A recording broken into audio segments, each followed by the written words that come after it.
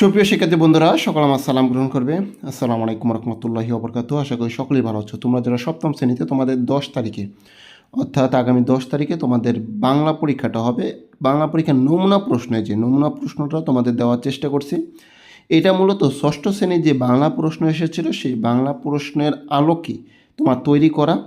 তো এখানে নববর্ষ উপলক্ষে বিদ্যালয়ে এক বর্ণাঢ্য অনুষ্ঠানের আয়োজন করা হবে। অনুষ্ঠানের এক অংশে থাকবে আলোচনা সভা, আরেক অংশে থাকবে সাংস্কৃতিক পরিবেশনা। আলোচনার অংশে বিদ্যালয়ের প্রতিষ্ঠা, সাফল্য এবং বিদ্যালয়ের ভবিষ্যৎ পরিকল্পনা নিয়ে আলোচনা করা হবে। আলোচনার পর থাকবে বিদ্যালয়ের শিক্ষার্থীদের নানান ধরনের পরিবেশনা। অনুষ্ঠানে উপস্থিত থাকবেন বিদ্যালয় কর্তৃপক্ষ, সকল শিক্ষক এবং শিক্ষার্থী। এই অনুষ্ঠান আয়োজনে শিক্ষার্থীদের সক্রিয় অংশগ্রহণ করতে হবে। কাজ নাম্বার ক, উপরের অনুচ্ছেদকে কেন্দ্র করে জোড়ায় আলোচনার ভিত্তিতে নিচের কাজগুলো করো। 1.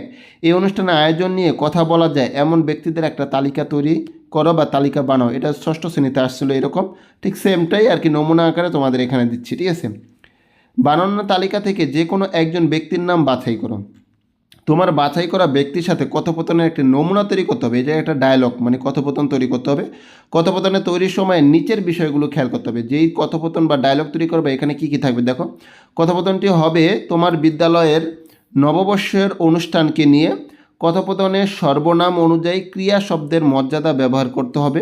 কথোপকথনে বিবৃতিবাচক বাক্য, প্রশ্নবোধক বাক্য, অনুজ্ঞাবাচক বাক্য এবং আবেগবাচক বাক্য ব্যবহার করতে হবে। এই তিনটা জিনিস তোমার থাকতে হবে সেই কথোপকথন বা ডায়লগে। কথোপকথনটি লিখতে গিয়ে নিজের বাছাই করা ব্যক্তির সাথে কী ধরনের আলাপ করা যেতে পারে, কিভাবে মর্যাদা বজায় রাখা যায়, বিভিন্ন ধরনের বাক্যের কাঠামো কেমন হয় এবং কিভাবে এগুলো লেখায় ব্যবহার করা যায় সেগুলো নিয়ে পাশের সহপাঠীর সাথে আলোচনা করতে পারো। এটা দলীয় কাজ।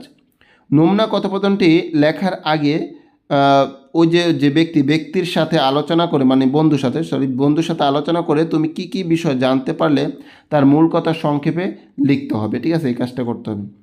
কাজ নাম্বার খ, এবার তুমি পরিবেশনা অনুষ্ঠানে কিভাবে অংশগ্রহণ করতে চাও তা নিয়ে একটা ছোট্ট অনুচ্ছেদ লেখো। হতে পারো তুমি এই অনুষ্ঠানে গান, কবিতা, আবৃত্তি বা নাচ পরিবেশন করতে কিংবা অনুষ্ঠানে উপস্থাপনা করতে চাও। এখন তুমি কি করতে চাও এটা নিয়ে একটা অনুচ্ছেদ লিখতে হবে। অনুচ্ছেদটি 100 শব্দের মধ্যে লেখা যেতে পারে। খেয়াল রেখো, এই জায়গায় অনুচ্ছেদ লিখতে গেলে তোমার কি করতে হবে, তোমার লেখা অনুচ্ছেদে যেন অন্তত 5 শ্রেণীর শব্দের ব্যবহার থাকে, অর্থাৎ বিশেষ্য, বিশেষণ, সর্বনাম, অব্যয় এইগুলার।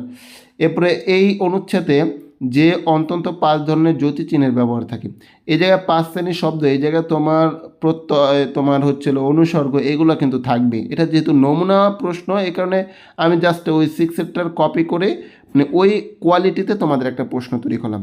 এখানে শব্দের শ্রেণী, এই জায়গা থেকে কী করতে হবে, নিচের ছকের অনুরূপ একটি ছক তোমার খাতায় আঁকো। তোমার অনুচ্ছেদ থেকে 5টি শব্দ নিচের ছকে বাম কলমে লেখা, অর্থাৎ ওই যে অনুচ্ছেদটা লিখছে ওখান থেকে 5টা শব্দ এখানে লিখবা এবং ওই শব্দগুলো কোনটা কি এটা তোমার বের করতে হবে। এই জায়গায় অনুসর্গ বের করতে হবে, বিশেষণ বের করতে হবে, বিশেষ্য বের করতে হবে। এরকম নিচের ছকের অনুরূপ একটা ছক তোমার খাতায় আঁকো।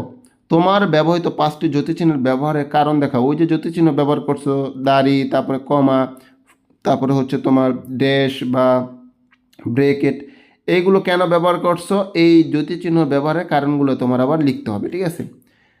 এখন তোমার লেখা অনুচ্ছেদ থেকে যে কোনো 2টি শব্দের বিপরীত শব্দ লেখো। ওই যে অনুচ্ছেদটা লিখছো 100 শব্দের, ওইটা থেকে 2টা শব্দ নিবা এবং 2টা শব্দের বিপরীত শব্দ লিখবা। তারপর ওই 2 বিপরীত শব্দ দিয়ে ব্যবহার করে 2টি বাক্য লিখবা। বাক্য নম্বর 1, বাক্য নম্বর 2, তোমার 2টা বাক্য লিখতে হবে 2টা বিপরীত শব্দ থেকে। এরপর তোমার লেখা অনুচ্ছেদ থেকে যে কোনো 2টি শব্দের প্রতিশব্দ লিখতে হবে, মানে সমার্থক শব্দ। এরপর প্রতিশব্দ ব্যবহার করে বাক্য বা বাক্যগুলো আবার লেখো। আবার 2টা বাক্য তোমার লিখতে হবে, ঠিক আছে। ওই বাক্য বা বাক্যগুলো আবার মানে ওই জায়গায় লিখছো যেগুলো, এইগুলো ওই জায়গায় চাইলে লিখতে পারো। কাজ নাম্বার গ, নিজের আঞ্চলিক ভাষায় 10 বাক্যের একটি কথোপকথন লেখো বা একটা অনুচ্ছেদ লেখো। এরকম আসতে পারে, একটা কথোপকথন লেখো অথবা অনুচ্ছেদ লিখো। কথোপকথন বা অনুচ্ছেদ থেকে 5টি বাক্য নিয়ে তার প্রমিত রূপ লেখো। তুমি আঞ্চলিক ভাষায় লিখছো, এখন এটা প্রমিত ভাষায় লিখতে হবে।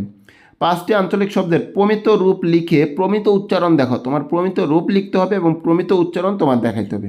কাজ নাম্বার ঘ, এই অনুষ্ঠান আয়োজনকে ঘিরে সাইনবোর্ড, পোস্টার, ব্যানার, আমন্ত্রণপত্র কিংবা বিজ্ঞাপনের মধ্যে থেকে যে কোনো একটি নমুনা লেখা খাতায় তৈরি করবা। তুমি ধরো আমন্ত্রণপত্র বানাইলা অথবা ব্যানার বা ফেস্টুন এগুলা বানাইলা। তারপরে কাজটি হবে একটি দলীয় কাজ, এটা সবাই মিলে করবা। 5 জনের দলে কাজটি করা যাবে। শিক্ষার্থীর সংখ্যা কম বেশি বিবেচনায় শিক্ষকের নির্দেশনা ভিন্নভাবেও দল গঠন করা যেতে পারে। আলোচনার মাধ্যমে লেখার কাঠামো এবং কি লেখা হবে তা ঠিক করতে হবে। তো এই ছিল সপ্তম শ্রেণী একটা নমুনা প্রশ্ন, ঠিক আছে, যে কীরকম তোমাদের প্রশ্নগুলো আসতে পারে। তো পরবর্তী কোনো ভিডিও যদি আমি দেই এই বাংলা বিষয়ে, সেই ভিডিওগুলো পাওয়ার জন্য অবশ্যই ম্যাথলিট চ্যানেলটি সাবস্ক্রাইব করে সাথেই থাকো।